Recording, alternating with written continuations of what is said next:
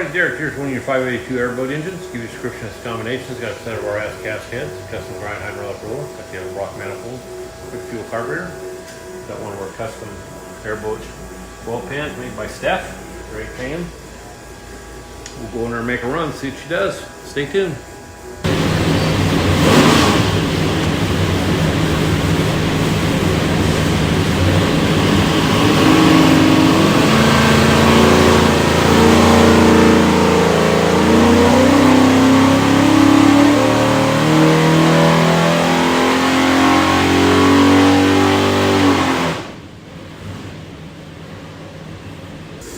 Okie doke, 3,300, 731 foot-pounds torque, peak torque 756, peak horsepower 719, rated 680, so everything's good.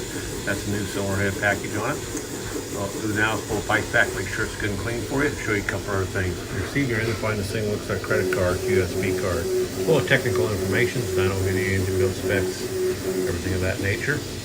On the engine will be this tag. It will have an engine number, some other specs. If you need something for us, engine number is the easiest way to look you up. Flip it over, it's got a QR code, that'll take you some more tech stuff. So recommend watching all this. Have a great day.